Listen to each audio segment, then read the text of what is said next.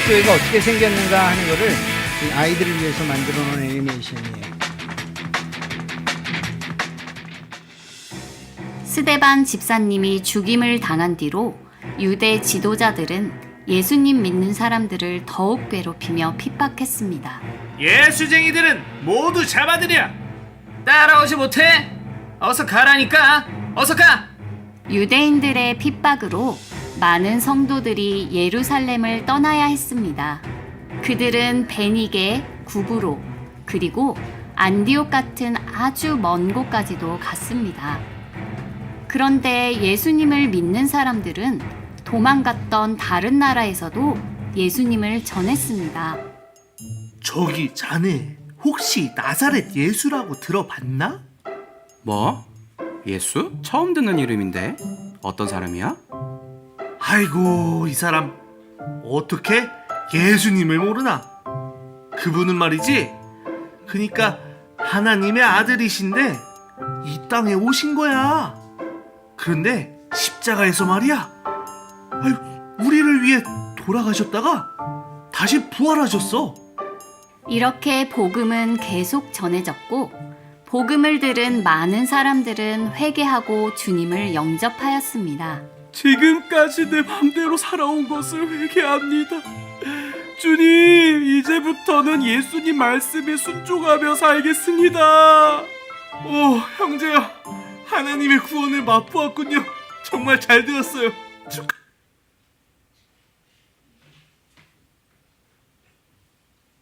축하해요.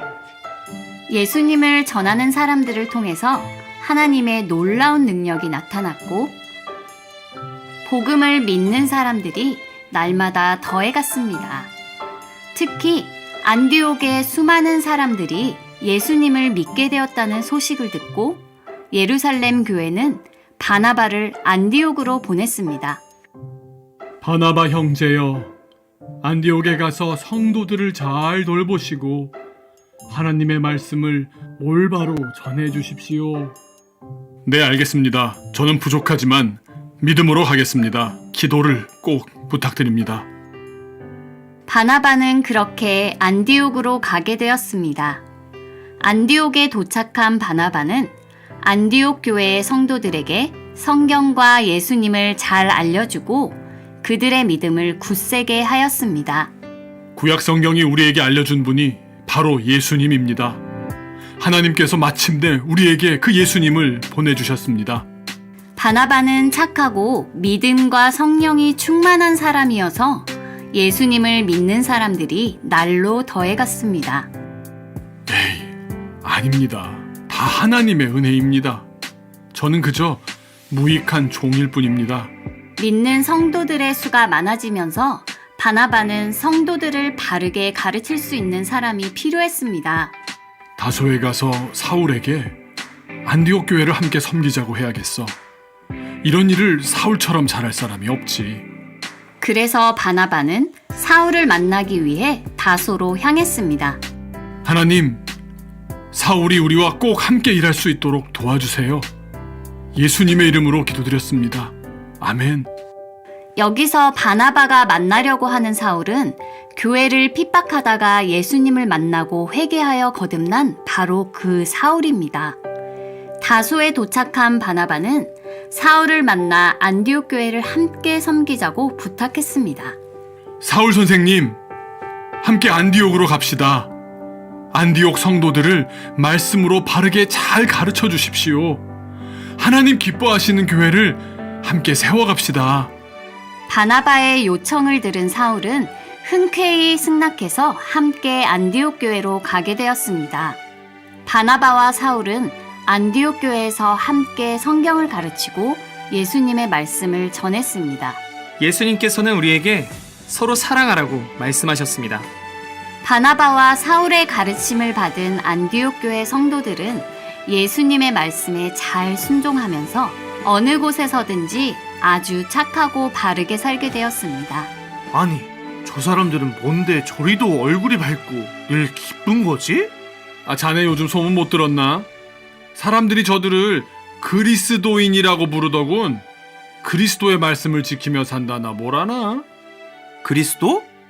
아, 앞으로도 저들을 그리스도인이라 부르면 되겠네. 이때부터 사람들은 교회에 다니는 사람들을 그리스도인이라 불렀습니다. 안디옥 교회는 사람들의 칭찬을 받으면서 날로 날로 든든히 서갔습니다.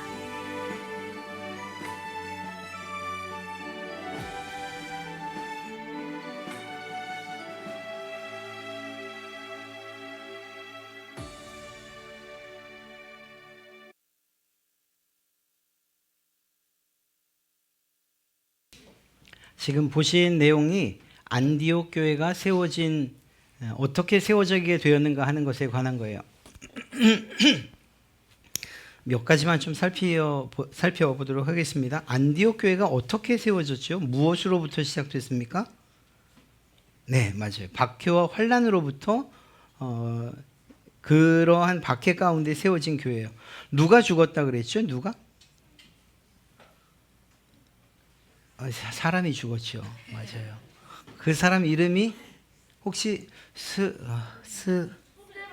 스데반 집사님이 순교를 하게 되죠.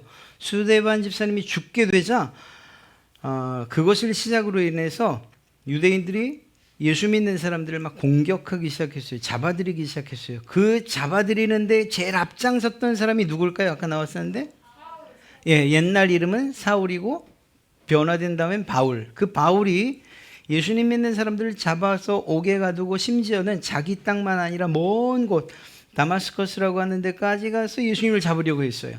그러다 보니까 예루살렘에 믿는 사람들이 가만히 있을 수 있습니까? 가만히 있으면 잡혀 죽으니까 어떻게 했어요? 도망을 가기 시작했어요. 도망을 갔는데 그때에 베니게 구브로 안디옥이라는 곳으로 피합니다. 아까 정말 잘 보여줬는데 여기 보면 제가 맞죠? 여기가 이제 예루살렘, 이스라엘 예루살렘이고 이 위쪽 시돈 쪽 지금의 레바논 지역에 바로 베니게가 있어요. 그리고 그 위쪽에 그러니까 시리아 지역에 안디옥이 있고 구브로 섬이 있고 이런 지역들로 다 도망을 하기 시작을 합니다. 살기 위해서 사실은 도망을 간 거예요. 그런데 목숨을 건졌다 해서 예수님 믿는 것을 포기했냐? 그건 아니었어요. 그곳에 가서도 정말 열심을 다해서 예수님을 전했던 거죠. 그리고 믿었던 거예요. 사실은 우리나라에도 이런 일이 있었어요. 6.25 전쟁 때에 1.4 때에 이북에서 엄청나게 많은 사람들이 내려왔어요. 이북 사람들이. 그런데 그 가운데 많은 분들이 이유가 무엇이었냐면 내가 여기 있으면 예수 믿지 못한다. 예수를 잘 믿을 수 있는, 자유롭게 믿을 수 있는 남한으로 가자. 이때 이 기회를 놓치면 안 된다 해가지고 그때 다 미군들과 함께 내려왔어요. 남한으로. 신앙의 자유를 찾아서 내려온 것이에요. 언제라고? 6.25 때. 몇 월 며칠? 1월 4일. 1.4 때. 알겠죠? 저 뒤에 있는 친구 이름 뭐야? 고개를 들을라. 날 봐줘해? 오케이. 자, 이렇게 도망을 갈 수밖에 없었어요. 그런데 말씀드린 것처럼 그곳에서 복음을 전했죠. 그런데 문제가 하나 있었어요. 이때에 도망을 갔던 많은 사람들이 복음의 대상자를 자기들의 임의대로 선택을 했어요. 무슨 말인가 하면 유대인들에게만 복음을 전한 거예요. 유대인들에게만. 이방 사람들에 대한 이 편견이 계속 있었어요. 유대인들은 이방 사람들을 어떻게 취급하는지 아세요? 마치 짐승처럼 취급했어요. 상종 못할 사람으로 취급을 했어요. 참 옳지 않은 건데 근데 그 당시에 유대인들이 그랬어요. 사실 지금도 철저한 유대인들은 지금도 이방인들에 대해서 그렇게 정말 터부시하고 그리고 거부해요. 자, 어찌되었거나 이렇게 도망을 가서 베니게, 안디옥, 구브로 쪽으로 도망을 갔는데 거기에서 복음을 전하는데 그 대상자들이 유대인들이었다니까요. 그런데 여러분, 지금 여러분과 저는 유대인이에요? 아니면 다른 나라 사람이에요? 우리가 유대인이라고? 우리가 이스라엘 사람이라고? 아, 그지. 누가 유대인이래? 우리는 유대인이 아니고 이방 사람들이죠. 예, 맞아요. 이방 사람들이에요. 그러니까 저기에서도 유대인들에게만 복음을 전하다 보니까 이방 사람들은 복음을 들을 기회를 놓쳤어요. 그래서 그런 가운데에서 놀랍게도 어떤 사람들이 나타났는데 그들이 누군가 하면 구브로, 구레네, 그러니까 구브로, 아까 그 섬 있죠? 그곳에 사는, 그곳을 고향으로 둔 사람들, 구레네, 지금의 리비아예요. 아프리카 리비아. 구레네, 리비아를 고향으로 둔 이 사람들이 복음을 전하는데 유대인들에게만이 아니라 이방 사람들에게도 복음을 전하기 시작한 거예요. 헬라 사람들에게도 복음을 전하기 시작한 거예요. 이것은 그 당시에 편견과 차별을 깨는 그러한 행동이었어요. 예전에 유대인들은 누구에게만 복음을 전했다고요? 자기 동족 유대인들에게만 복음을 전했어요. 복음은 유대인을 위한 것이다. 구원은 유대인을 위한 것이다. 라고만 생각을 했었는데, 그런데 이 구브로와 구레네에 사는 예수님을 믿는 사람들이 아니지, 모든 사람들에게 복음이 필요하지 라는 생각을 가지고서 복음을 전하기 시작했어요. 그런데 놀랍게도 이렇게 복음을 전했는데 그때에 놀라운 일이 일어나요. 유대인들만의 것이라고 생각을 했는데 이방 사람들에게 복음을 전했더니 그때 누가 역사를 하는가? 주님의 손길이, 하나님께서 그 복음을 들은 사람들 가운데 역사하셔서 그래서 많은 사람들이 예수님을 믿고 예수님에게로 돌아오는 일들이 생긴 거예요. 지도자도 없었는데 그냥 복음을 전했을 뿐인데 안디옥에 있는 교회가 부흥을 하게 된 거예요. 이렇게 되고 나니까 어떤 일이 생겼는가? 예루살렘에 있는 예루살렘 교회, 그러니까 교회의 시작이라고 할 수 있는 예루살렘 교회에서 문제가 생기기 시작한 거예요. 아니, 이방 사람들이 복음을 받아들이고 그리고 교회가 우리가 생각한 것과는 다르게 성장해 간다, 부흥한다. 이거 어떻게 하면 좋느냐? 이거 우리가 무시할 수도 없고 모른 척할 수도 없는데 하나님께서 하신 역사가 저렇게 나타나는데 우리 예루살렘 교회에서 가만히 있으면 되겠냐? 안 되지. 그래서 누구를 아까 보냈다 그랬죠? 바나나 아니고 바나바. 예. 바나바를 보냈어요. 바나바를. 그러면 우리 바나바를 이 안디옥 교회로 보내자. 그래서 바나바가 이 안디옥 교회를 관리하고 또 가르치게 하자. 이렇게. 그래서 바나바가 가서 열심히 성경을 가르쳤어요. 하나님의 말씀을 전했어요. 그랬는데 점점 늘어나고 지치기 시작해요. 혼자서 하려니까. 그래서 이 바나바가 누구를 데리고 가죠?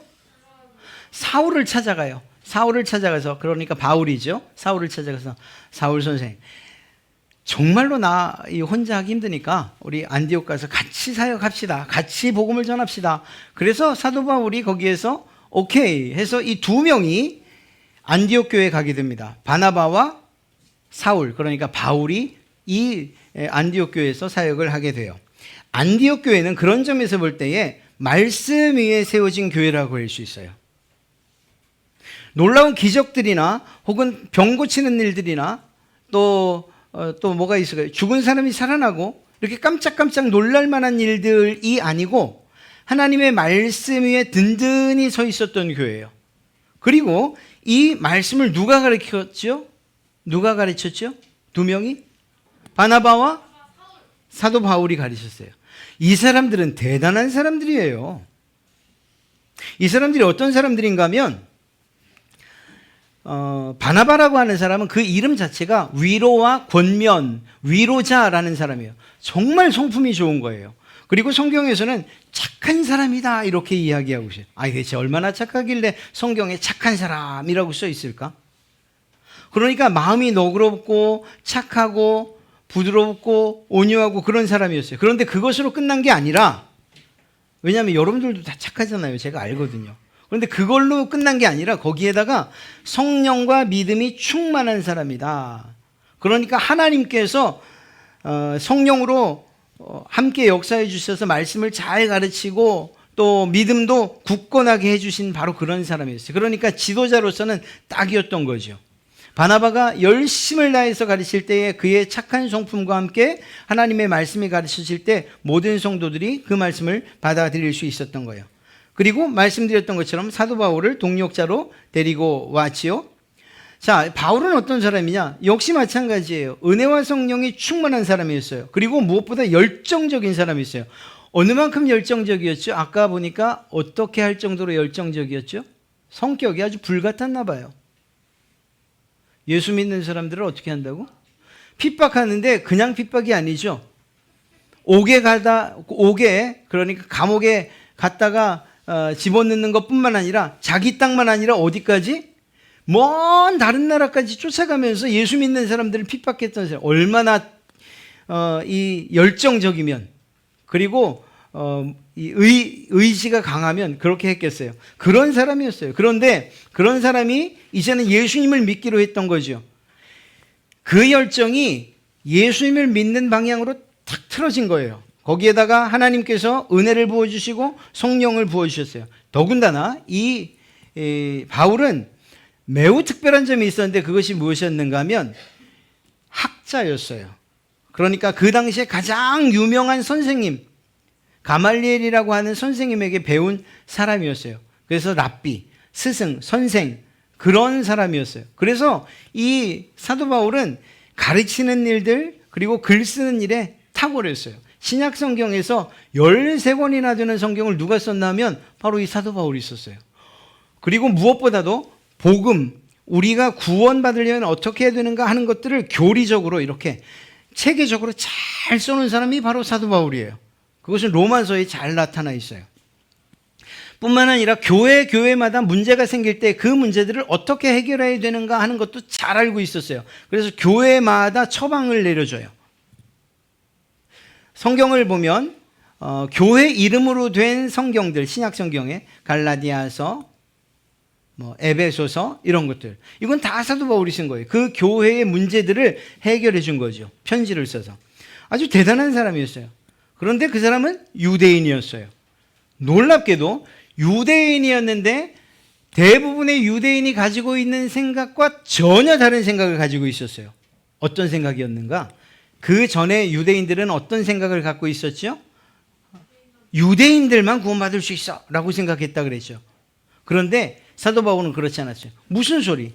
하나님의 의가 모든 사람들에게, 하나님의 은혜가 모든 사람들에게, 하나님이 택한 모든 사람들에게 나타나는 것이야 라고 이야기를 했고, 결국 그는 이방인 선교에 아주 헌신했고 선봉장이 됐어요.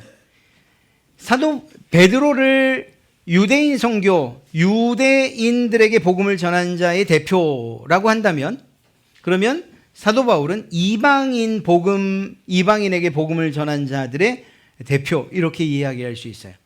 사도 바울은 그런 점에서 매우 탁월했어요. 뿐만 아니라 아까 있던 열정은 어느 만큼 대단했는가? 죽는 걸 두려워하지 않았어요. 심지어는 매를 칭탕 맞아가지고 이제는 어디 갈까? 얘야? 다음엔 꼭 화장실 갔다가 오는 거야. 자, 죄송합니다. 제가 언제까지 이렇게 얘기하겠어요. 자,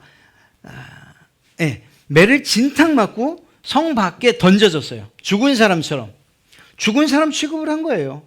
이제 죽었다. 이제 못 일어나겠다. 그런데 아침에 이슬이 내리니까 부시시 일어났어요.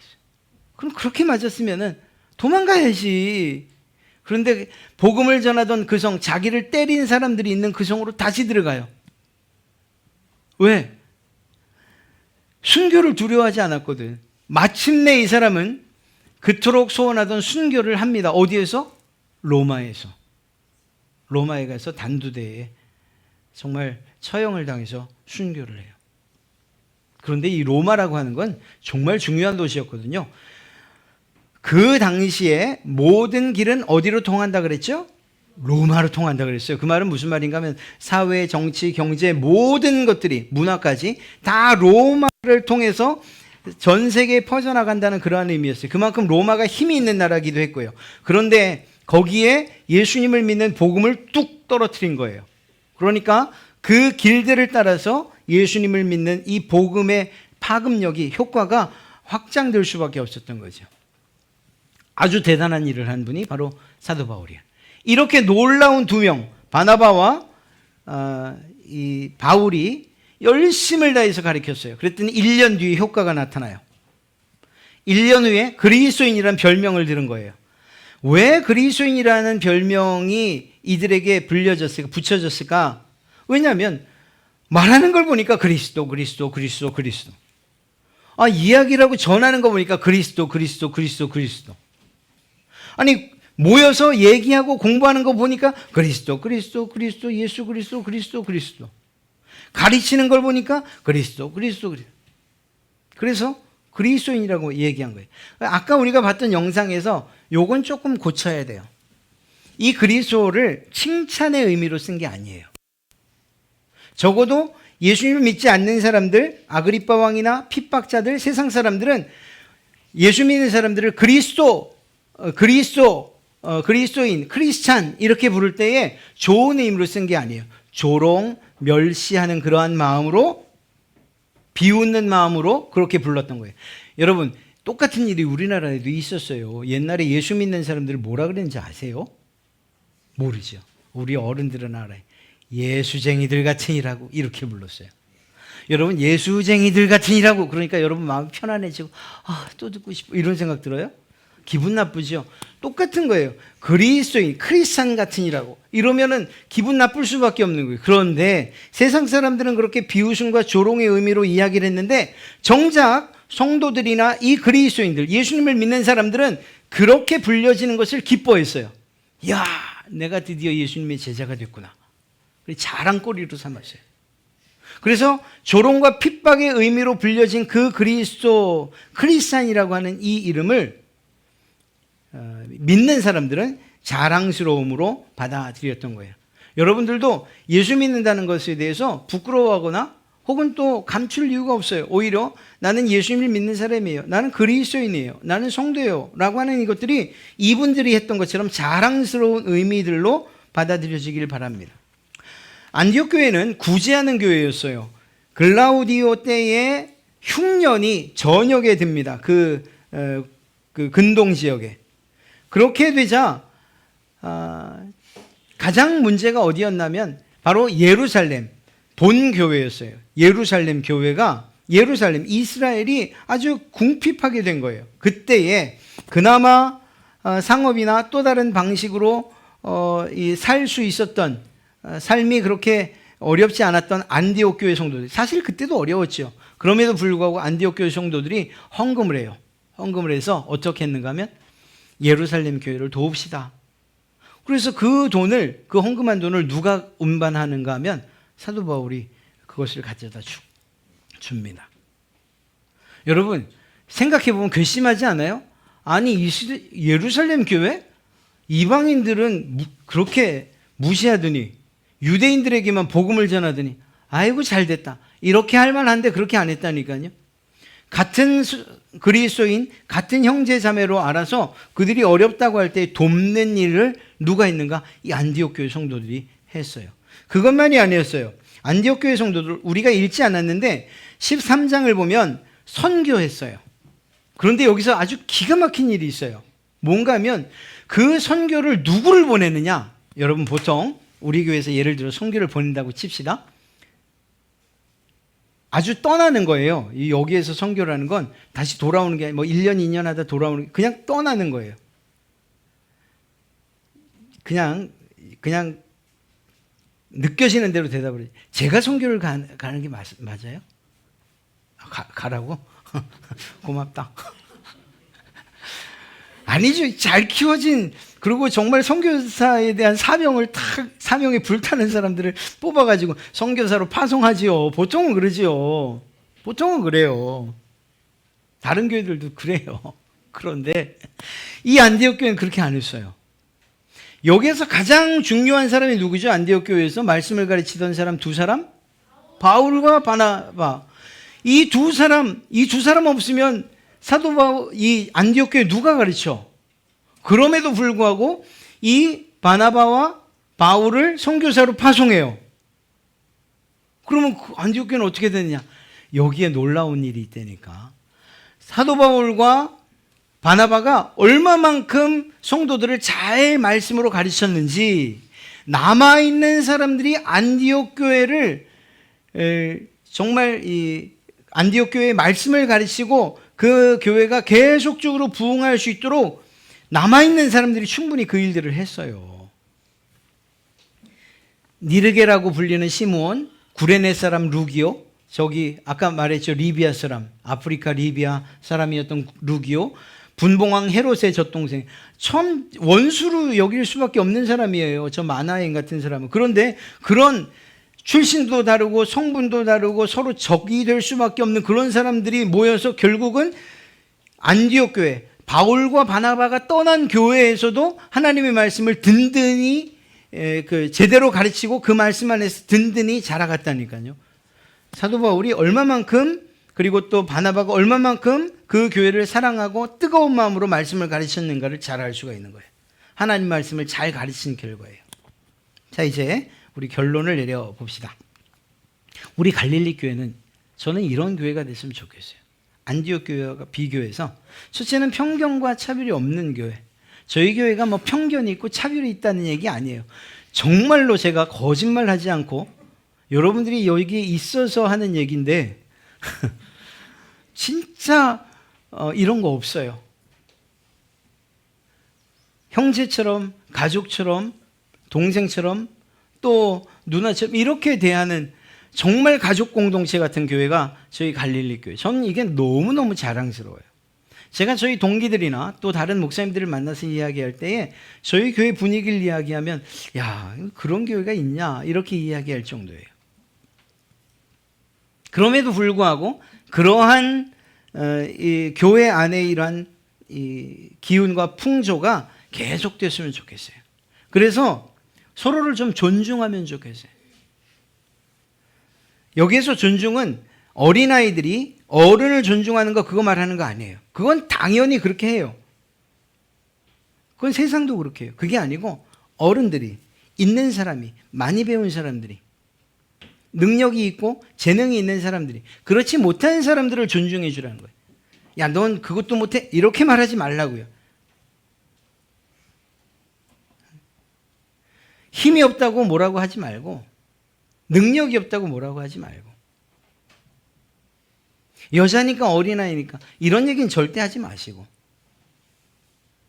왜냐하면 하나님께서는 저희 교회 이 많은 성도들에게 그 사람의 가장 알맞는 은사들, 할 수 있는 능력과 재능들, 선물들을 다 주셨어요. 그리고 놀랍게도 어떤 사람이 큰 일을 하는 것 같지만, 그러나 다른 어떤 사람들이 없으면 이뤄낼 수 없는 또 다른 능력들을 이 많은 사람들에게 주었다니까요. 사도 바울은 이거를 몸에 잘 비유하고 있잖아요. 야, 겉으로, 여러분도 한번 생각해 보세요. 몸에서 제일 중요한 데가 어디라고 생각해요? 눈. 그치, 눈. 눈이 잘 생겨야죠. 눈이. 머리, 예, 머리도, 입. 여러분, 공통점이 뭔지 아세요? 보이는 걸 얘기하지, 보이는 거. 보세요. 보이는 게 중요해요. 보이는 게 중요해요. 그런데 정말로 중요한 건 방금 얘기한 것처럼 심장 아니에요? 심장? 감춰져 있는. 감춰져 있는 간 아니에요? 네, 그래요. 이제 그만. 뇌가 중요하지 않아요? 이제 그만하자니까. 이제 목사님 그만, 그러면 또 그만 좀 해주고 그래야지. 끝까지 하려고 그냥. 눈에 보이는 것이 중요하지만, 그러나 그보다 더 중요한 것, 때로는 우리의 몸 안에 있는 게 더 중요할 수 있다니까요. 한번 생각해 보세요. 왜 이 폐와 심장을 갈빗대가 싸고 있을까? 그렇지, 보호하려고. 왜 보호할까? 중요하기도 하지만 약하니까. 약하니까 보호하는 거예요. 뇌를 보호하고 있는 두개골이 얼마나 단단한지 아시죠? 왜 이렇게 단단한 걸로 뇌를 감싸고 있을까? 중요하니까. 그런데 또 약하니까. 성도들도 마찬가지예요. 난 힘이 있어, 난 능력이 있어. 그러면 그건 뭘 말하는 건가 하면 우리보다 부족하고 연약한 우리 아이들, 어른들, 또 혹은 그 능력을 갖지 못한 사람들을, 그래서 연약한 사람들을 보호해 주라고 여러분에게 힘을 준 거예요. 중직자들을 왜 세웠냐고요? 중직자분들이 나 이제 뭐 됐으니까 이거 아니고 여러분들보다 연약하고 부족한 그 사람들을 보호해 주라고. 그래서 결과적으로는 편견과 차별이 없고 서로 존중하고 또 각자에게 주어진 은사와 능력을 조화롭게 사용하는 그러한 교회가 되었으면 좋겠어요. 이미 그렇지만 앞으로 더욱더 그렇게 되었으면 좋겠어요. 또 한 가지는 올바른 말씀을 전하고 그리고 배우는 교회. 여기서 말씀을 전할 때에는 사실 설교하는 사람들, 우리 전도사님들에게 하는 이야기예요. 말씀을 전하는 사람들은 올바른 말씀을 전할 수 있도록 기도하고 연구하고 그리고 준비해야 돼요. 하나님의 말씀의 은사와 능력을 달라고 간구해야 돼요. 그렇지 않으면 그러면 정말 자기 옛날 얘기하고 또 미국에 사는 좋은 이야기하고 그러다가 끝나는 거예요.